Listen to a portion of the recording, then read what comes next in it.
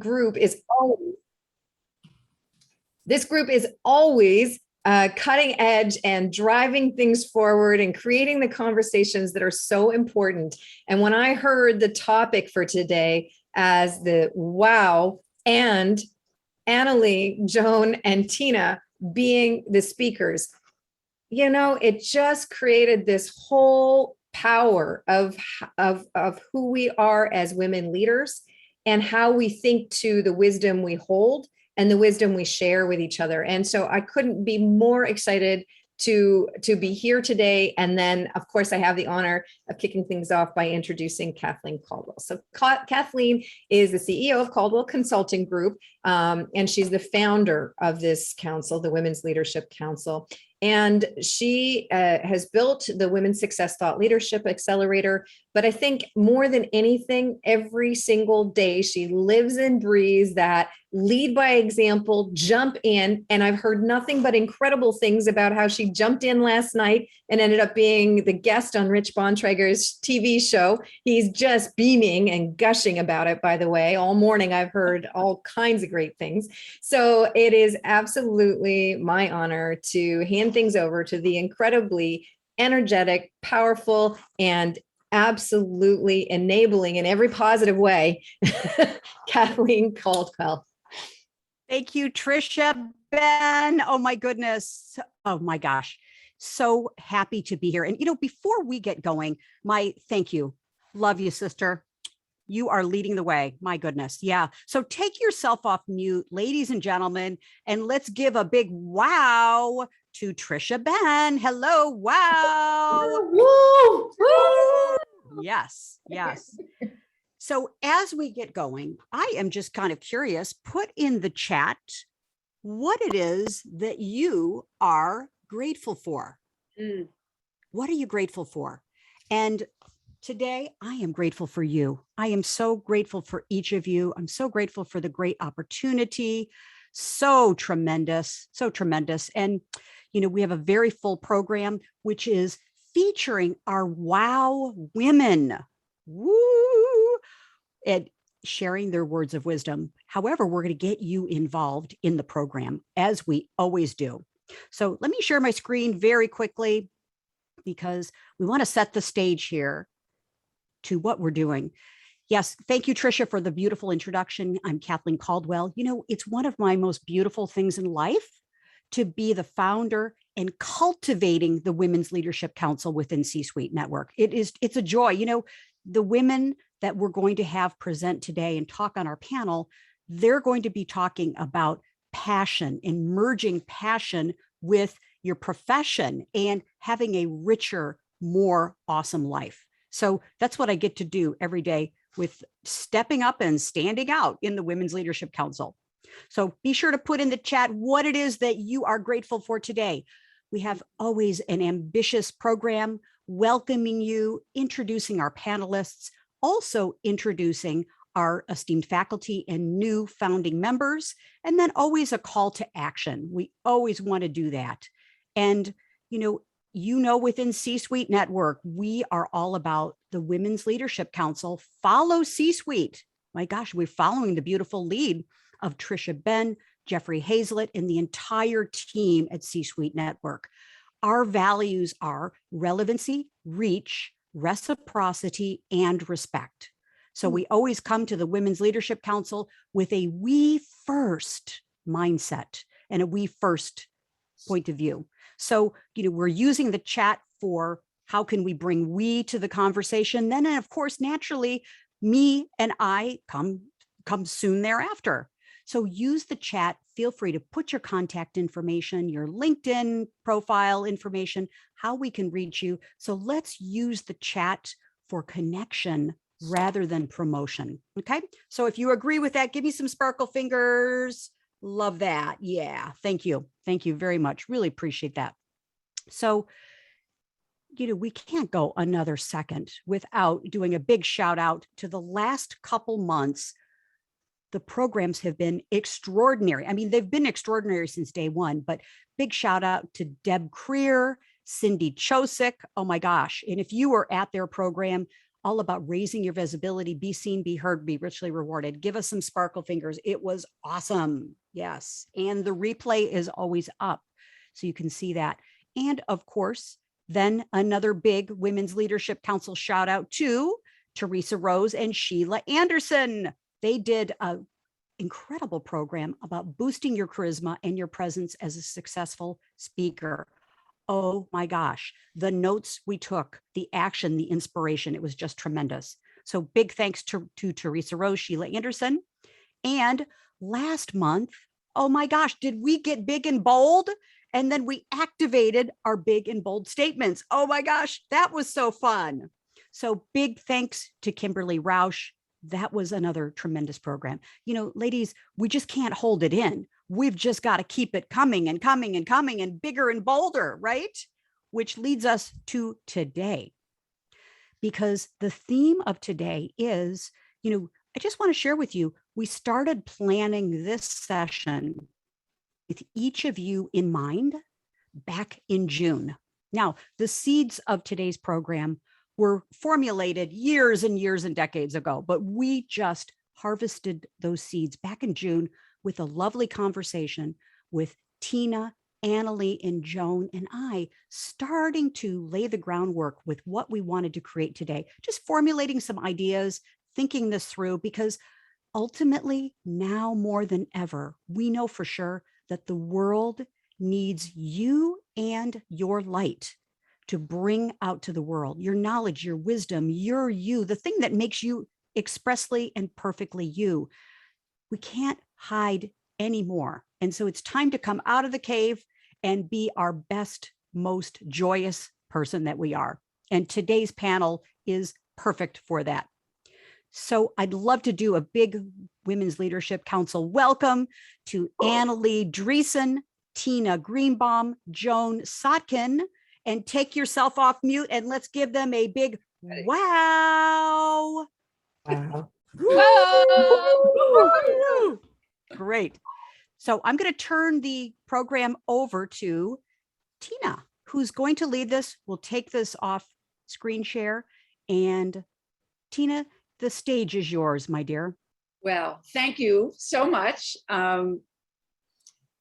I want to start honestly with just how wonderful it is to look across the room and see all of you fabulous women that I feel really connected with and have not feeling so disconnected lately. So this is just so fabulous. I want to start with giving a little background, and I always like things that are interactive, but a little background on my kind of spiritual journey, starting from that connect to my work. When I was in graduate school for a psychotherapist, I had a really close friend who was a very religious Jew, which I'm Jewish, but she was much more observant than I. And she said to me, you know, you're very spiritual, Tina. And I had no idea what she was talking about. I mean, literally, what does that mean? And so I always had questions about God. And I remember in college, I wrote a paper, it was called, Is There or Isn't There a God? Prove or disprove his existence. I don't remember anything else I wrote, but I do remember the title.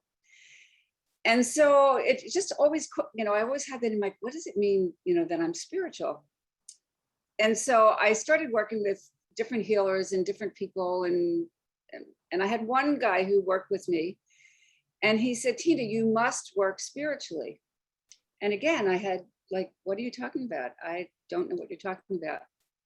So that next week I went for a haircut, and my haircutting place was next to a Christian bookstore.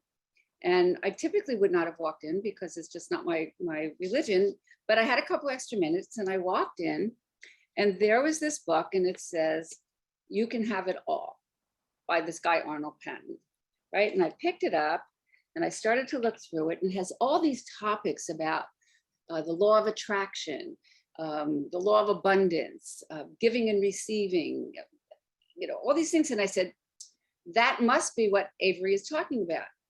So I started to understand and really kind of investigate these spiritual principles, and we throw them around now. We all know them, you know, law of attraction and give and take and this and that. But what did it actually mean? And the first sentence I think he has in there is everything is energy. So it's either unmanifested or it's manifested. And again, it got my curiosity going, and I started to, again, find people. And when I moved to New York City, I joined an organization. It was called, I was actually on the board of the organization. It was called Psychotherapy and Spirituality, somehow the interface between the two. It's not the Association for Psychotherapy and Spirituality. At the same time, my ex-husband used to say to me, he says, don't let anybody know what you're talking about. They're going to think you're crazy. You're too woo-woo. Those of you that know me, I'm not woo-woo. You know, I'm pretty grounded, and I come from sort of the ground up, but I had an incredible fascination. I ended up calling myself a spiritual junkie. And I started to work with spiritual teachers. My first teacher was from the first disciple of Swami Rama from the Himalayan Institute. And then I did a 7-year training with another guy called Jason Schulman on integrated Kabbalistic healing. And so what I also discovered, I would go to these meditations and go to these retreats, and everybody would sit there and they'd talk about, oh, I have these visions, and I see purple, and I see green, and I see orange. And I said to my teacher, I see fucking black. I said, I don't see a goddamn thing. And he said, I could give you a mantra, you know, one of those little syllables, and you could tell me exactly where it hits in the body. So Om or Soham, or, you know, any of these little syllables from, you know, the Indian, what is it? I've lost the term. But anyway, so I discovered that my gifts and my talents came from my body. So I'm really intuitive, and I would pick up, you know, and I would get a sense about things. I wouldn't get the visions, but I would get the sense. And then when I started as a psychotherapist, I used to get terrible headaches because I was trying to think about what I needed to say to somebody. And at the same time, like, when do I intervene? You know, what's my next thing that I say? And my teacher said to me, no think. He said, just wait till the answer comes to you. Put out a question and just wait. So I would just sit there with a client and it's like, I would get a flash of something. It would come in a thought field or an image. And I would just say, you know, I'm wondering, could this be true? And they said, well, how did you know that? And I said, I don't know. It was just given to me. So that's how I started kind of trusting my intuition. I would just do it over and over again. Every time I would sit with somebody, I would just get this, and would always come from my right side. And it would come either in a thought field, or it would come in an image, and so over time, I had one, and I'm saying this is my story, but I'm hoping that you're all relating to how things come to you, because that's the most important thing. How does your intuition or your guidance come to you? And when I was in graduate school, I was in a group of 9 clinicians. We were all 9 students together, and we were doing a case study, and my teacher presented certain symptoms about a particular case. And he said, what do you think the diagnosis is? And it just came to me just like this, like flash, borderline personality. But I dismissed it because I couldn't figure out, it just didn't fit. And he looked at me, he's very perceptive, and he said, what just went through your mind? And I told him, and he said, well, number 1, you're right. And number 2, don't ever dismiss what comes. He said, it comes to you for a reason. You may not know what the reason is. You know, intuition is a great hunch. It doesn't necessarily mean it's fact until you check it out. But your brain has this wonderful way of finding patterns out of your awareness. So it's that pattern recognition, it's called. And so sometimes, did you ever notice when you're working really, really hard and you get to after about 90 minutes, you can't think anymore. And then you go out and you take a walk, or you work in your garden, or you do something that is mindless, and then it comes to you in a flash. Okay. So over time, I've learned to work with my intuition. I've studied my intuition. I've studied how it comes to me, how I can use it. And then through meditation and continuous meditation over the years, and now I'm in a 5-day morning group, and I'm just loving every single second of it, because it's opening up all the chakras. Those of you who are not familiar with it, there are energy centers that run up and down your spine, and each one of them has a psychological and a spiritual connection. It has a color, it has a sound. And so all of this led me into really kind of what I became known for, in the psychotherapy world, was as a holistically oriented, mind, body, energy oriented, holistic psychotherapist. So that was my world. It's been my world. The things that I really want to kind of bring to your attention and wonder how this works for you. Again, that first statement that my ex-husband said, don't let anybody know what you're talking about. But then I moved to California and now I'm just in, because everybody knows what I'm talking about. But moving into the corporate world, and I get all the time, don't let them know that you're a psychotherapist. Don't let you know them, the spiritual mumbo jumbo. Don't let them know this. Don't let them know that. And honestly, I'm really pretty tired of it. And as I continue to grow and develop, and I'm here, I'm out. This is my world. This is how it guides me. This is how I am so grateful. And the reason I always love C-Suite is because you're all here. You are my people. I've always had a hard time finding my people. I've moved from town to town to town, just saying, I'm a square peg in a round hole. I tick and everybody else talks. I'm bored with your conversation. I don't feel anything. When I first started working, I used to say, I hear you, but I don't feel you. And if I don't feel you, you're not going to get well. You're not going to change. And I'm actually quite bored. So putting all this stuff together over the years of really, when you think about the people that you are drawn to, the people that you want to hang around with, I guarantee you that what you see is what you get. They're people that are authentic. They're real. What they say is what is you can trust them, because you get in your body, you get this feeling like, I want to know you more.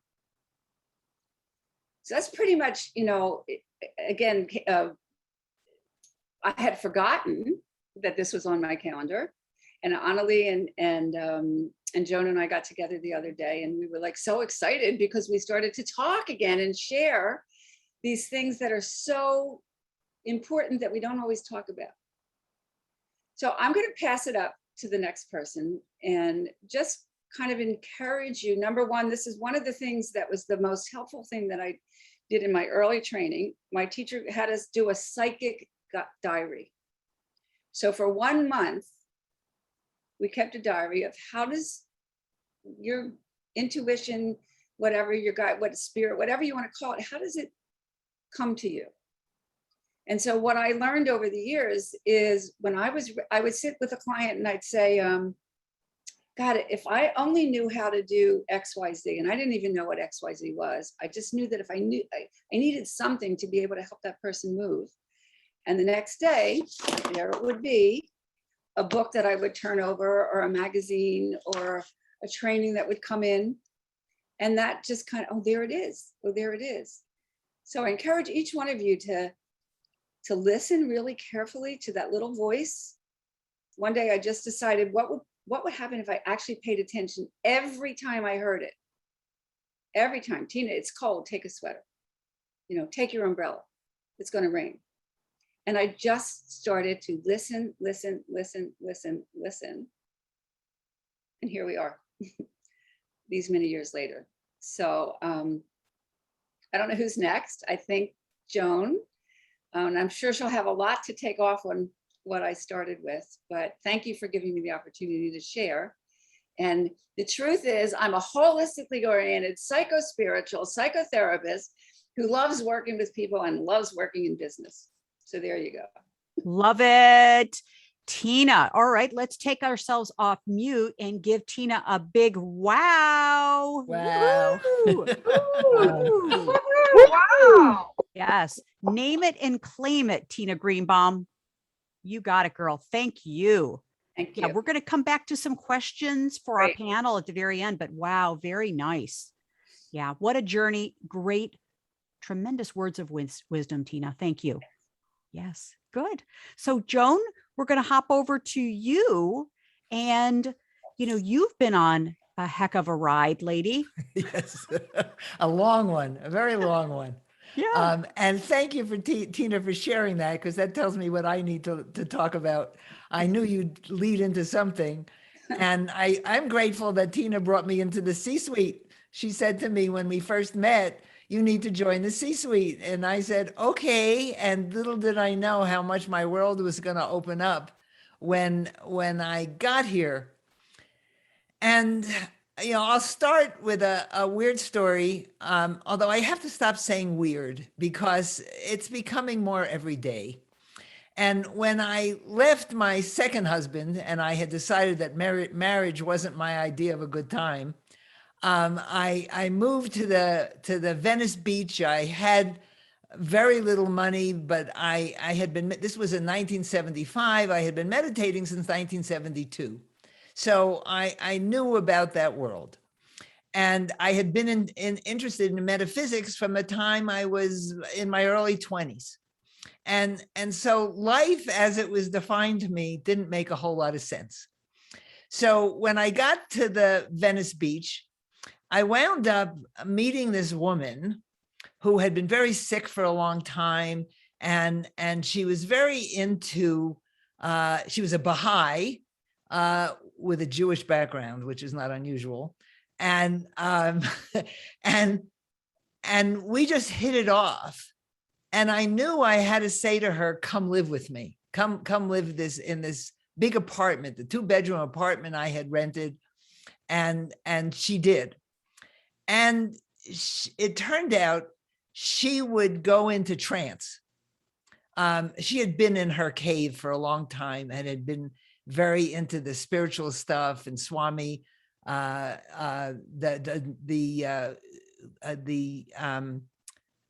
Yogananda. And I had read that book, which turned me on to a bunch of things. And she would go into a trance and channel the mother, which seemed kind of normal to me. It's like, okay. And she would sit there in her trance and she would say, she would see that I was troubled about something. And she would say, well, my child, and she would give this advice that was fabulous. And it didn't just come from Margot, it came from something else. And I thought that was really neat. And so when we were thrown out of that apartment because we didn't have money to pay the rent, and during that time I was starting this thing called the Health Corps, and I was always doing multiple things. And I was by myself, and I had to really face the physical problems that I had had all my life. And so I would spend many hours a day in meditation and throwing the I Ching. The I Ching is this Chinese book of changes and gives advice. And I would throw the I Ching until it said, youthful folly, the oracle doesn't want to answer anymore because I was asking too many questions. And during that time, I started hearing instructions, and it was real clear to me that whatever was coming from that other place, whatever it was something I needed to listen to, because it made a whole lot more sense than what the humans in my life were telling me. Get married and get a job and that's not me. That's just not who I am. I tried the marriage thing. It was definitely not me. And eventually I saw that I was running out of money. I had a ticket to go back east to a relative's event, a bar mitzvah or wedding or something.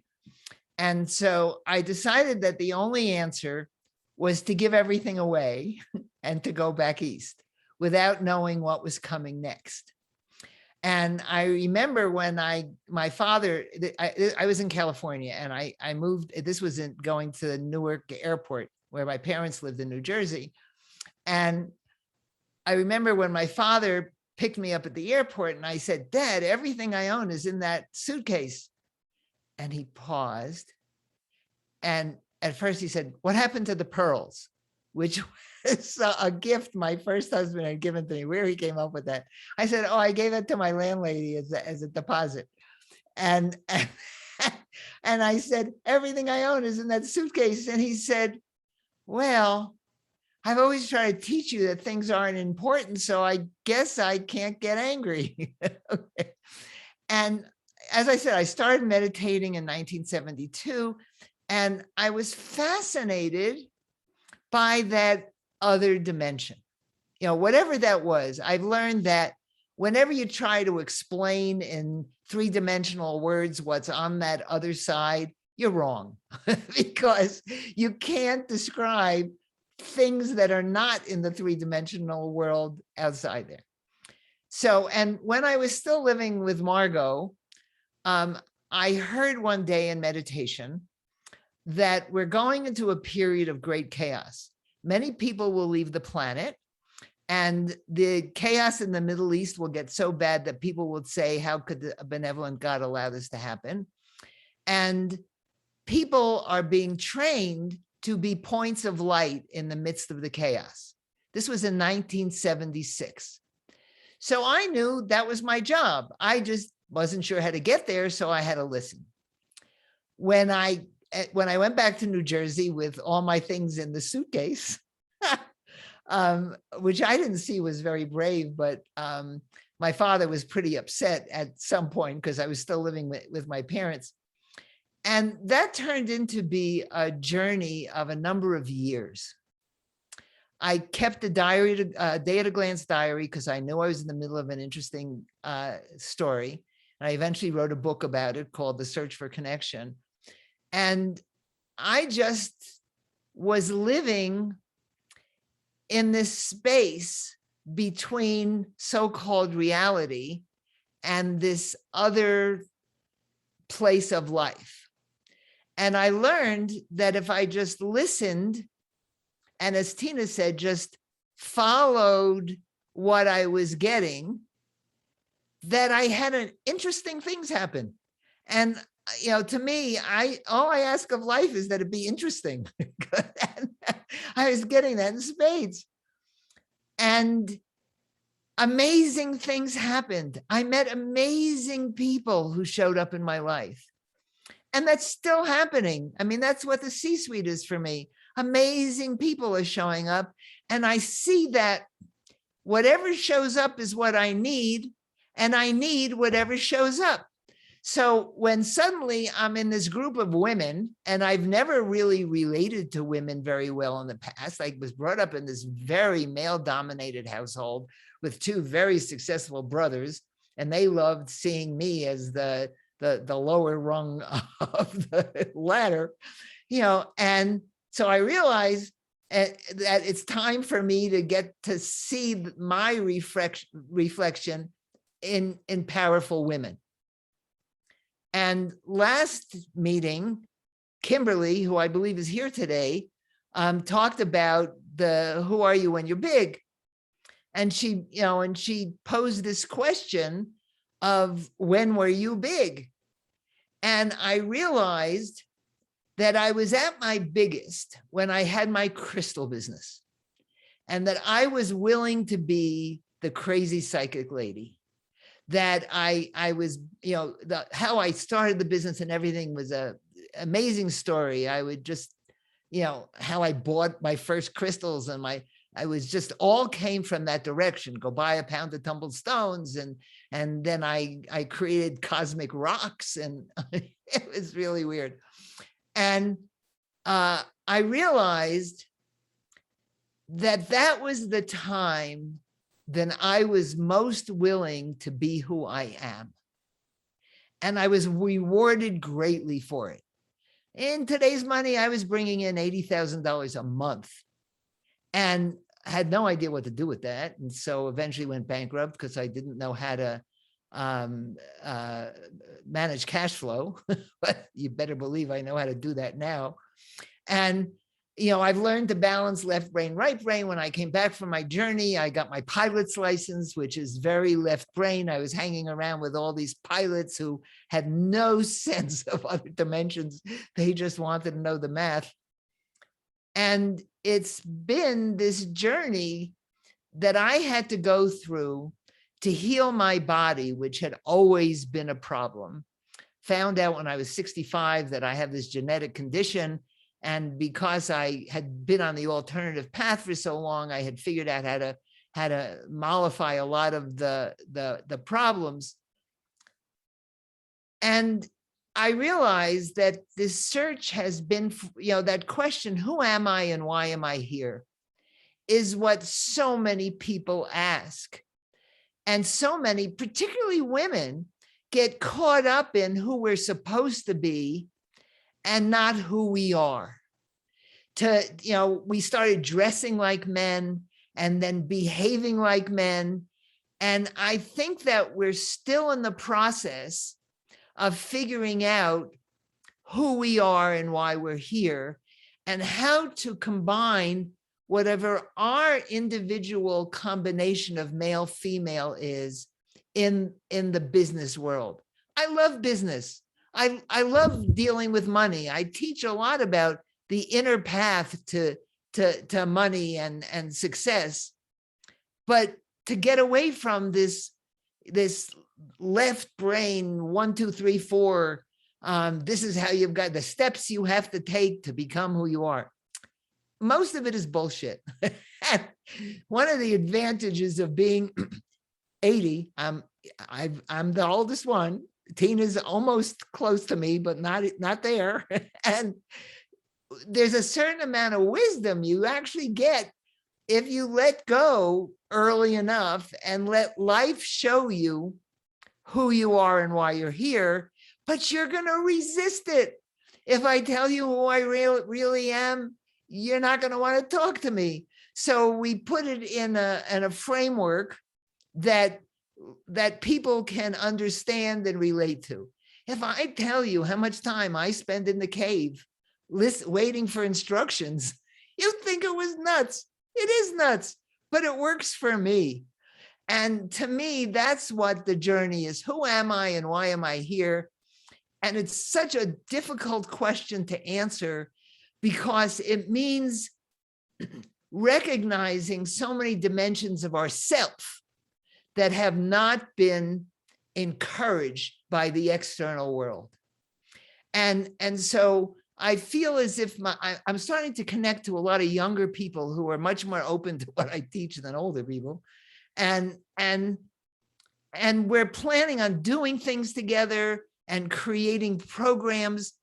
And here I am at 80, finally trying to figure out who I am and why I'm here. It's like when a 30-year-old says to me, well, I haven't found my purpose. Well, whatever you're doing now is your purpose. That's what you're supposed to be doing now. You have to trust that whatever you need shows up, and you need whatever shows up. And if you stop trying to be something other than you are, then you're going to find your pathway. And it's very common for people to say, well, if you find out who I really am, you're not going to want to talk to me anymore because I'm weird. Everybody's weird. They're just all trying to be normal. And one of the biggest problems now is this sense of aloneness and not feeling connected because we're trying so hard to disconnect from ourselves in order to be like other people because we want to belong to a tribe. And here we are all in these tribes and we're still feeling alone. So I'm really seeing that okay, I'll go first. I'll tell you who I am. Maybe when you see that it's okay to be weird, you'll be willing to say who you are too. And I've been talking to a lot of young people about this now, and I'm just really encouraged that this message has a place to go. And I just have to, my thing is just open your mouth and talk, and you're not going to run out of things to say. Been around long enough to have a whole bunch of things to say, and just have a good time when you're doing it. So I'm looking forward to the questions. Joan, wow. Okay, take yourself off mute and do a big wow for Joan Sotkin. You were dropping some truth bombs there, lady. And Thank you know, the thing is, before we introduce Anneli, ladies and gentlemen, if you're waiting for a Mr. Predicto to tell you what you should do, you're not going to get the right answer. You need to find. That's right. We don't need the Mr. Predicto. We know it inside of us. We have a Ms. Predicto inside of us, right? So many great things, Joan. Thank you. Good. So let's welcome to our beautiful stage, Anneli Driessen. Okay, come on, Anneli. Oh, we're so happy you're here. Oh, Yeah. Thank you, everyone. Let's take yourself off mute and give Anneli a big wow. Okay. Thank Woo! you. Yes. Yeah. Well, I just want to have a quick shout out to a very, very crazy person here, and that's my dear friend Carola Stadler from Nanaimo. So you talked about we're all weird. I think Carola is especially weird, and she's wonderful. So, but I wanted to thank you, Kathleen, first for organizing all this, and also Tina and Joan. Your personal stories bring it closest to us of what the transformation can look like for different people, and that it is an ongoing process of growing, for lack of better term, of growing enlightenment or clarity and trust and faith. My presentation today I have prepared in writing. So it's sort of rounding off some of what has shared from a more cognitive approach. And so I'm going to read it off to you because I would not be able to do all that just talking like that. So here it goes. Anyone who believes that having read a metaphysical book or getting involved with crystals, card reading, or similar activities only scratches the surface of metaphysics. Metaphysics has become a fashionable term used by many as fictitious yet entertaining belief in which a relatively inconsequential, brainless, and fluff mythology is acculturated. There is no evidence to substantiate a fluff mythology. And on the contrary, metaphysicians, mathematicians, sociologists, psychologists, philosophers, spiritual and spiritually oriented business leaders have demonstrated the importance of values and consciousness throughout time. Over decades, they confirmed that an overabundance of leadership studies relating to consciousness across all sectors. By the way, an excellent reference is a book written by Tim Spiker called The Only Leaders Worth Following, and where he launches leaders into a deep personal development journey. And you know that some of our C-suite leaders are doing this work also as coaches or therapists. And one of them, most of you know, which is Dan Silverberg.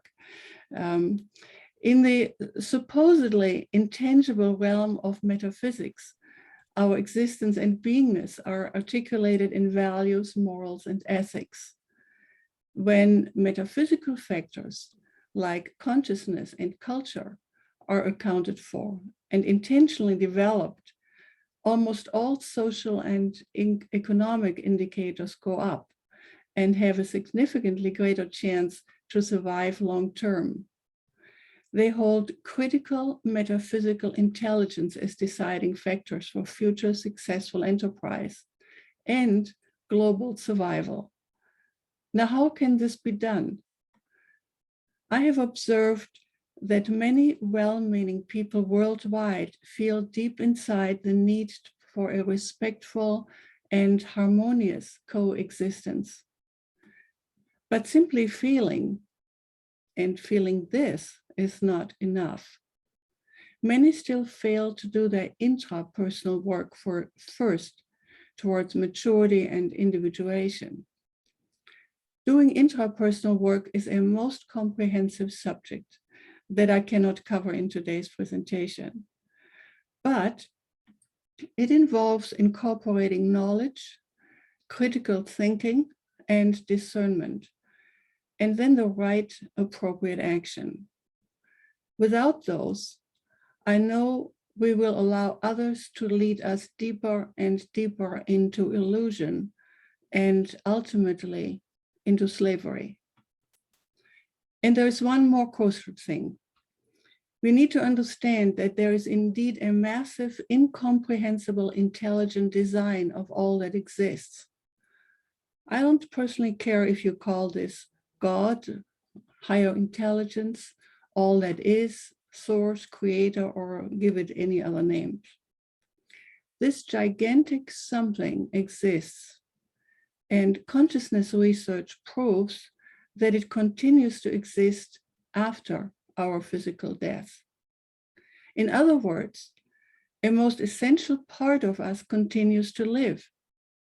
So, what do you think is our most important long-term investment? Now you may understand why I'm so passionate about enrolling people in the International Metaphysical Academy. This academy is a chair for the spiritual education of the future. By our own choice, we not only have the opportunity to acquire the universal knowledge that will lead us to apply broader skills, wisdom, alignment of values, and long-term gain in our business and family life, but also our ultimate destiny. Individually and collectively, though, we still have a long way to go. What many of us have addressed today and in many other meetings that I attended, especially for the past couple of years, is the importance of gratitude. Gratitude and genuine gratitude is a part of any successful spiritual journey. And I would argue also for business. However, to gratitude, I want to add one more thing, and that is humility. Who is more humble? The thinker who looks at the universe with an open mind and accepts whatever the universe has to teach us, or someone who says everything in books or on the internet must be true?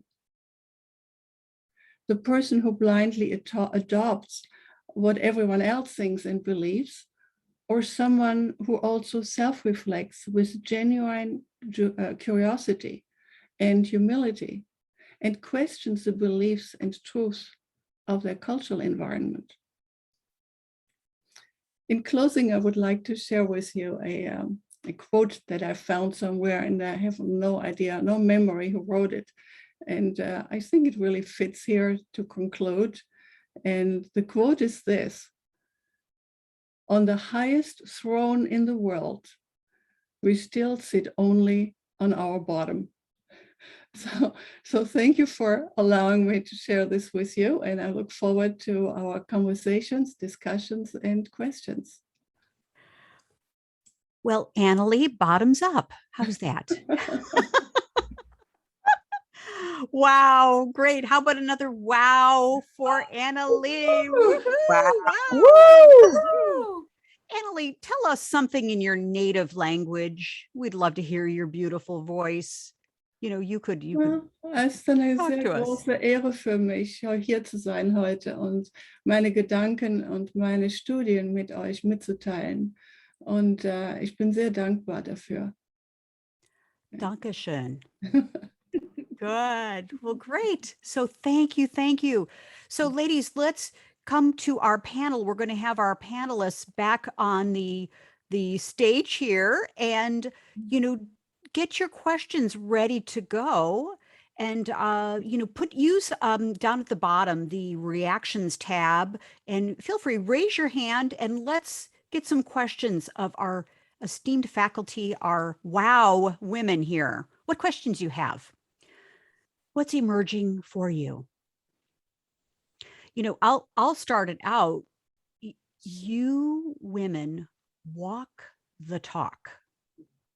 You walk the talk. You embody what you're saying. And so there's such a realism here. My question is, how can each of us, pull off the armor and be more of ourselves in our interactions in the typical business world? Tina, you're nodding. Do you want to jump in first and just pass the baton? It's a great question. It's got two parts to it, I think. How do we best be ourselves, our most authentic self? And then how do we take that person into the business world? I'll just tell you a quick little story. Okay, I think that will, I did a training many, many years ago, and there were 300 people in the training. And the assignment was you had to go find the person that you were the most attracted to. Out of this whole room, we'd been together for 3 or 4 days, and there were all these clumps. And then you had to find the person that you were least attracted to. The person that I picked that I was the most attracted to picked B as the person he was least attracted to. Isn't that something? But they had to give an explanation as to why. And I never forgot what he said to me. He said, you're so friendly, you're so out there. He says, but I don't really get it. It was like this false self that he was getting of me. And I said, no. I said, I want my inside self and my outside self to be the same. And I worked on that and I still continue to, even if I have to mince my words and be careful, so that I don't blurt out something that's, kind of inappropriate. But I get in touch first with the inside self. And then I bring that person to my world. So whether it's speaking, presentations as beautifully as, Anneli just did, we get her. And so it's working on the layers, all the obstacles. It's very hard to do by yourself. We frequently need a guide because our blind spots are our blind spots. But as we uncover each one of these obstacles, the transformation is it's not like becoming somebody else, it's becoming you. It's the journey home. Tina, I'm hearing resonance from you. The importance of resonance and integration and continuity and all these things, and authenticity. Yes. And Teresa, we'll come to you, and Cindy come to you, and Moray in a moment. Joan, Anneli, any comments about how to bring your whole real, maybe your woo-woo self to the workplace, the professional world? I'd like to say something. I get a lot from my podcast. I have a guest every other episode, and every other episode I talk for 25 minutes because words just come out. And I've come to understand that if something's true for me, it's true for at least 100 other people. Mm-hmm. And that's the theory I go by. And I might be a little embarrassed about saying what's true for me, but I find the more honest I am about who I am, it gives other people permission to be who they are. And, we're living in a time when there's so much aloneness happening in the world. And so I did an episode on aloneness, and it got tremendous, people sent me emails and thank you for saying that. You're very brave for admitting that. Well, if each of us was very brave about what we're really going through, and, those of us who talk a lot are often the teachers, and it's hard for us to let other people tell us who they are, because we don't want anyone stepping on our shtick. And we have to get used to seeing that we are all one person. We're all one being, rather. And that keeping that we're all one being in mind, then that gives us permission to bring who we are into the workplace or wherever we are if we're willing to go first. And to me, that is the job of the leader. Go be first. And don't think you've got it all together, because you don't. No one does. We're all asking that question, who am I and why am I here? And it's a matter of just letting go and allowing yourself to feel connected to other people. Some I feel immediately connected to, like when Tina and I first talked. There's something about being Jewish, and when you meet other Jewish people, it's like, okay, I know who you are. And if you're from New York, makes it even better. And so it's finding within yourself that which allows you to connect to other people and not be afraid, especially as leaders, not be afraid to say what is who you are inside. Joan, thank you. Thank you. Yes. Wow. So much there. Yeah. And I love what you said about we as leaders claiming it and walking first, going first. Yes. And you ladies certainly are doing that. Hence, your powerful words of wisdom today. Anneli, what's your point of view on this about how to bring more of ourself, our authenticity, our spirituality, our metaphysical orientation and focus into the business, the workplace, the work environment, the professional world? Well, Joan and Tina, you said things that I would 100% agree with.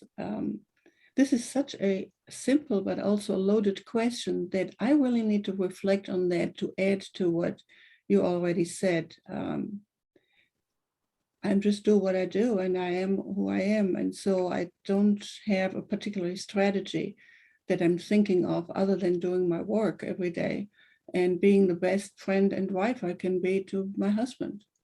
That's my very short answer. Perfect. I am who I am and I do what I do. Perfect, right? Yes, thank you. So let's bring Teresa Rose into the conversation. You had a question as well, Teresa. Jump in, dear. See, you know what? I believe Teresa was so excited that she went off. She jumped off the call. There I am. Oh, good. Okay, great. Thank you. Hi there. Thank you, Kathleen, for holding this amazing space. I'm so very Delighted. grateful. And as I look at my screen of absolute just legends, these women, you are all so gorgeous and radiant and knowledgeable and full of insight and inspiration. I'm grateful to be here with all three of you. I wondered what your thoughts are about as we move through this portal of transformation where we are coming out of the shadows and full expression of our multidimensionality and how we utilize that to make the biggest possible impact. We're not only doing that individually, I certainly am doing it individually and completely weaving in my intuition and spirituality into my business completely. What are your thoughts about not only doing that for ourselves individually, but how do we then connect with each other so we can amplify the power even more? How do we become a unified voice where we all can focus on a particular outcome? I'd like to say something. I've started to connect to various people, both in the C-suite and out, multi-generationally. There are a couple of young people I'm talking to, and young people in their 30s know so much more than I ever could have known in my 30s. Mm-hmm. And yet they're looking for guidance. One of the nice things about being 80 at this point in time is people say they're looking for wisdom. They're looking for people who have found ways of living in this crazy world without driving themselves nuts. And so for me, it's a matter, and I realize now that, I was brought up at a time where it was individuality and, do it by yourself. And I realized that for me, the most important thing is feeling connected and feeling that I belong. I mean, that's such a basic instinct that we have. And yet, we've learned to live in big houses and, be who, they say be who you are, and no one knows what that means. So for me, it's a matter of understanding, doing the judge not and ye shall not be judged thing, where understanding that whoever I'm talking to is being who they are, wherever they are at the moment. And I have to learn how to meet them where they are and not expect them to like me or care what I'm saying, but for me to like them and let go of my judgments and to be open to who they are. And I've started talking to people. There's 2 I did this week about doing things together and like doing one-off things to start with. There's a guy who teaches mostly men, and he's learning how to balance his male and female just as I am. And so we're going to do something. I just spoke to a young woman who's 39, and we just hit it off. And so, even if we're having a conversation in front of other people and then inviting them into the conversation, we don't have to plan a whole lot, but with Zoom, you can do these things. And so, I think of Oprah's Soul Sunday, where she has conversations with other people. And it's, let's do something new rather than just a webinar where people aren't seeing each other, and people are yearning for connection. And we haven't learned how to do that very well. We know how to connect by LinkedIn, but do we know how to feel connected? And to me, it's teaching people how to feel connected and to feel like they belong, no matter how weird they may be. You do belong because you're human. And how to teach people how to feel each other. It's that the emotional intelligence people talk about, and they talk about empathy, but there's a whole nother level of it where you're willing to feel yourself and feel other people. And to me, that is the path forward. Bravo. Yes, yes, yes, Joan. And the C-Suite Network with the diversity, inclusion, and belonging statement. If you haven't read it recently, go to c-suitenetwork.com. The very bottom of the page. Take a look at that. It's so inspiring. Tina, you were going to comment, and also Anneli, and then we'll jump over to Cindy, and then we're going to wrap up today, because we know we all could just hang out here all day, right? So real quick, there are people all around the world that are building out, communities, and that have this spiritual piece, that do good piece. And so I've spent a lot of time.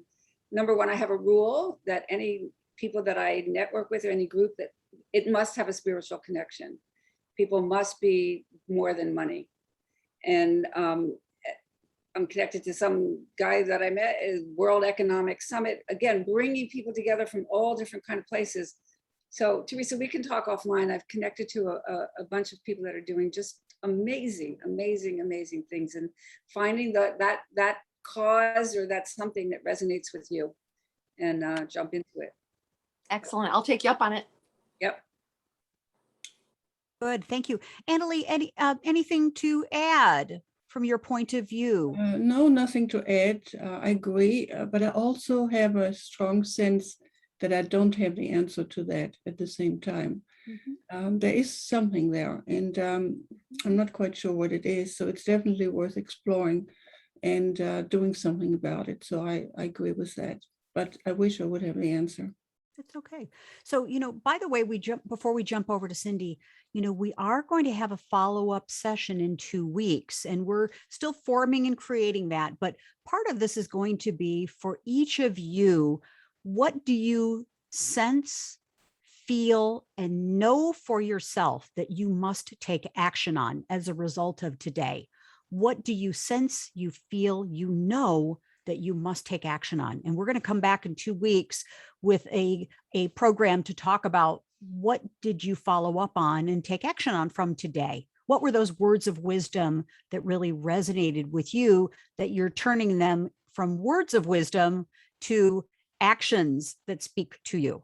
So that's it. Cindy, let's jump over to you, dear, and let's get your question in here, your comments. Oh, well, wow. So I took the summer off to launch one of my kids for college, and now we're touring colleges for my next two who launch in August. And so what a session to come back to. So number one, it's wonderful to see all of you. And then of course, like intuition, this space is so important to me because I think I've had a little of it. I think I studied a very little bit, and then there's just things throughout my life since I was 4 that have come to me, and those types of things. I manifested my twins. I'm kind of a manifester in certain spats, I guess.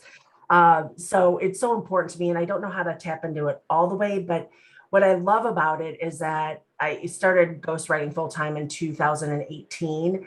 And it really has developed on its own. And I have my wall of crystals over there. I've got Lakshmi and Mother Mary. And essential oils and all that good stuff. And so I thought it was so fascinating. Even though I was on the phone listening, I was hanging on every word that Tina was saying. And then Joan came on, and then I was present in the flesh through Joan.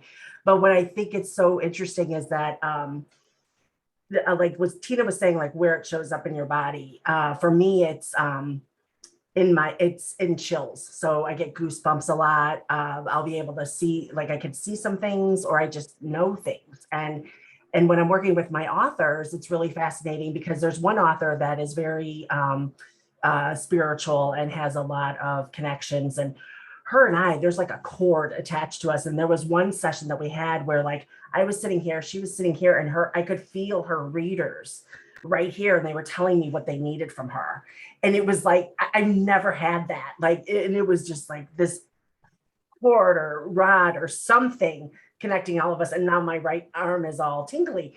So like sometimes I'm like wondering, well, is that just, the chills or what? But, I'm just trusting it. And so I'm wondering from you ladies, how do we know for sure? And then what can we do to expand that and embrace it more? And then also be able to open up to it so it comes, more frequently to us, or so, whatever that is. I can say something to that. It's a very good question, Cindy, because I come across that sometimes with students on the academy. Some people have this knowing and confirmed knowing very early in life, or they get it very suddenly and they can trust it. For other people, and it's usually those who are very cerebrally oriented, they need trial and error time. And sometimes it may take a couple of years or more, where they have this voice or signal or whatever sign it is, and then they have to practice, is that true? Does it work or does it not work? And so only over time, it appears that people can start to trust it. And that happened to me personally. I know I had a lot of intuition already early in life, but I didn't really trust it. And I remember it took me about 1.5 years, 2 years to distinguish between what is a message from the beyond and what comes from my brain. And so that's what I want to say. There is no one trick or one process. It varies. Some people, as I said, early, other people get this when they are in their 70s and 80s. And Please jump in and we'll wrap up here. Yeah, I'll just quickly add, Cindy, the way that I kind of started was I said to myself one day, what would happen if I actually listened to that little voice? Just do it. Just do it. Take that umbrella, take your sweater, call this person. And you begin to start to see your own patterns of, again, how it shows up. So rather than trying and and then as Anneli said, you begin to learn the difference. I remember one time trying to put my son on a plane, and I was so anxious that the plane was going to crash. And I said to myself, that is not intuition. You do not have precognition. That is plain fear. So learning, really kind of investigating yourself without any judgment. You're just going to notice, I notice, period. And then you just keep a little journal. And you're going to see it shows up here, it shows up here, it shows up here. Oh, I can really trust that. And what have you got to lose by giving it a try? You're not going to die. You're not going to get hit by a car. And when you don't follow it, you're going to notice what you miss. Yes. And I've learned, take a chance. When I got the message to move to Santa Fe, it was you're going to move to New Mexico. And I thought, what the hell would I want to move to New Mexico for? The one time I was here in Santa Fe, I was sick from the altitude the entire time. But I had learned to listen to that, when I was on my journey, and I would meet all these weird people. And it's sort of like, what am I gonna miss if I don't follow my voice, rather than what's going to happen if I do? And, you're not going to get instructions to jump off a building. If you hear that, that's just not you. And it's Tina said, try it, you'll like it. And, you've got nothing to lose by, picking up that phone and calling the person that it feels like you should. Or when Tina said you have to join the C-suite, and all my fear of letting people know who I am came to the forefront. And I had to be willing to do it. And it's not always easy to follow what you're being led to do, because it's going to challenge your sense of self and who you think you are. And, and if you need to check it out with someone, call me or email me or something, because once you say it out loud, it sounds a whole lot different when you're trying to make sense of it by yourself. The key is, don't try to do things alone. It doesn't work. And I hope that all of you get that message earlier than I got it. So, just, Beautiful. reach out to others. That's right. Community. Thank you, Cindy. Awesome question. And then our final question, ladies, and I think we could use a little wiggle on our bottoms up. Couldn't we use a quick little wiggle? Get our energy going here, because the mind can only absorb what the bottom can handle, right? Yes. Murray, jump in. You have a question, and then we're going to finish up. We're going to wrap things up. Good afternoon, everyone. Hi, dear. Welcome. Thank you. This has been overwhelmingly amazing to me today. I sat up until 3:00 talking to one of my girlfriends about understanding your purpose and where you're supposed to be and what you're supposed to be doing in this new heightened stage of everything. And so I was one of the people that was laid off because of the pandemic. And I've been trying to redefine myself, my purpose, my goals. And so our conversation, like I said, lasted until the wee hours of the morning. I prayed before I went to bed. I woke up this morning grateful that I had another chance to try again. And then I received the invitation, and I was like, I don't know if I want to do that. And then I said, what else do you have to do? And so I immediately jumped on, and this has been the best setting ever.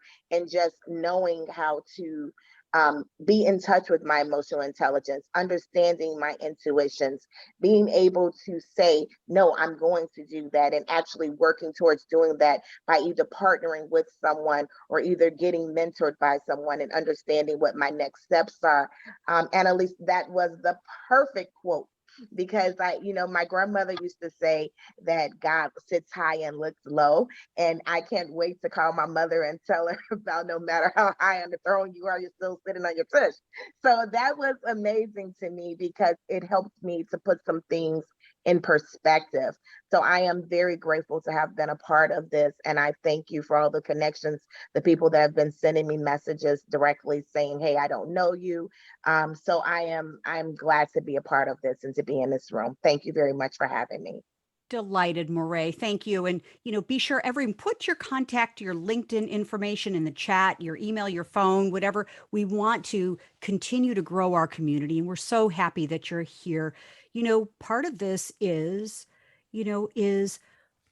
spreading the word, just sharing what you got out of today. We'll do some posts on social later on, and just want to thank each of you. And I've just got a couple slides to wrap up. And, first of all, take yourself off mute. Was this an incredible program or what? Wow. Woohoo. Yeah. Thank you. Thank you. Thank you. Awesome. Yes. Thank you. Again, big thank you to Joan, Tina, Anneli. Oh my gosh, our hearts are so full and we are so grateful for you bringing yourself, your wisdom, your important words to our group today and your soul. We could really feel all of you. It was so beautiful. So let me just jump in and we'll finish up here. What a beautiful, beautiful time together. And, as we finish up, our program is all about elevating and promoting you. I think you all know this. And so I'm just delighted to share with you our esteemed faculty. You know and love these women. My gosh, we've got so many esteemed faculty. My gosh. And we're growing. Our faculty. I invite our faculty and our members to come in because we're in a growth stage, high growth stage.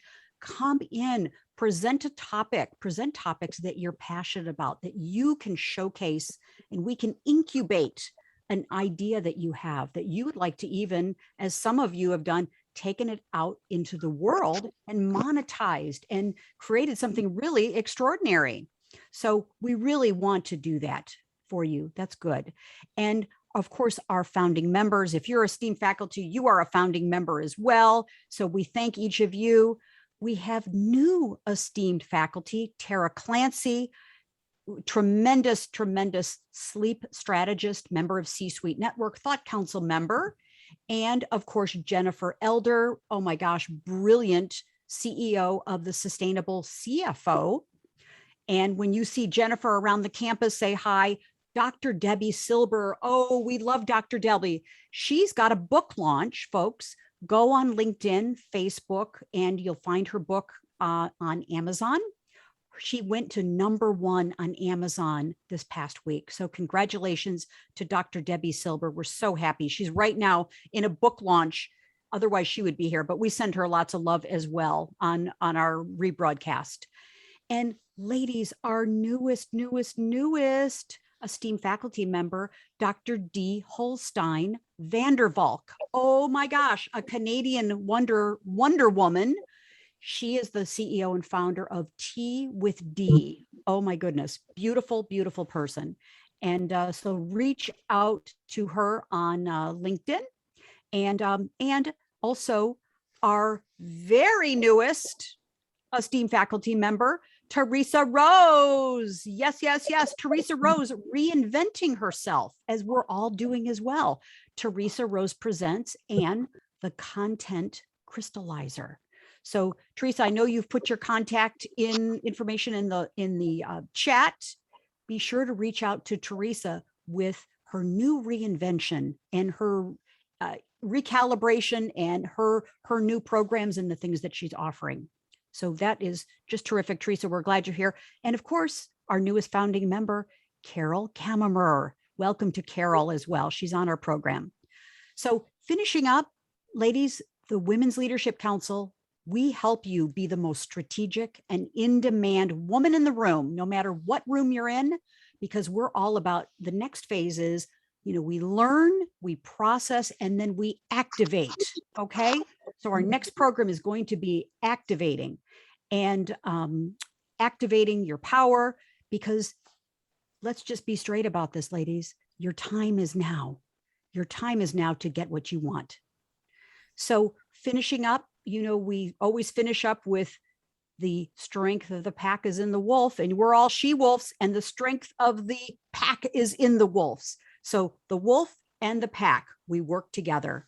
So we're demonstrating that here today. So appreciate that. And of course, even Wonder Woman needed a tribe and a council. So we're here to create our own Wonder Woman Council. And if you're a C-Suite Network member, if you're not, come join us in C-Suite. If you're not yet a Women's Leadership Council member, it's just the cherry on top of your sundae for annual $499. So just add this as an upgrade to your current C-Suite Network membership. And the link is there. We'll follow up with you on that. So quickly, we're going to just do some really quick takeaways in like literally a sentence or a word. We love a word. Like, what's your word takeaway from today? Because words of wisdom mean concise, brief, to the point, laser focused, ladies. So we're going to do a takeaway here in a moment. Our next program in 2 weeks is going to be how do you become and bring your wow now? So more information will be coming out to you. Okay. So just as we go into gallery view, unmute yourself and tell us what is your one word takeaway from today's delicious and luscious program. Just unmute yourself and jump in. Wisdom. Thank you, Intuition. Trisha, Ben, wisdom. Yes, thank you. Energy. Yes, thank you, Sheila, energy. Woohoo. Trust. Thank you, Marae, trust. Yes, beautiful. Own that shit. Amazing. One more time. Own that shit. Very nice. Thank you so much, Kimberly. Great to see you. You too. Amazing. Thank you, Charity. Amazing. Yeah. Collaboration. Thank you, Susan Younger. Collaboration. Woohoo. Sisterhood. Thank you, Teresa. Sisterhood. Yes. Bill, you've been so quiet. We want to get your voice in here, friend, and then we'll go over to Cindy. How was this for you, Bill? It was absolutely excellent. I just love listening to you ladies talking about these kind of topics because I am a metaphysical minister and I really enjoy this kind of topic because to find a deeper understanding of the universe, it's very important. Thank you, Bill. We appreciate you holding the masculine energy up in our room. We appreciate that. You did it. You brought it, friend. Well, Daniel took off, so I have to do it myself. Exactly. And you were excellent. Thank you so much. Good. Cindy Chosick, you had a word takeaway. Yes, open. Thank you very much. Great. Anything from our panelists as we finish up here? Your takeaways from our time together. Grateful. Thank you. Don't be afraid to be who you are. Amen, Joan. Yeah, for me, it's more humility. Very nice. Thank you. Ladies and gentlemen, thank you. Have a beautiful day. What a delicious time. Go out and be your wow today, and we'll see you in 2 weeks. Have a great day. See you tomorrow on Friday Celebrates too. Come on and join the party. Love you all. Thank Have a you. beautiful day. Thank you. Bye-bye. Thank you. Kathleen. Thank you. Bye-bye.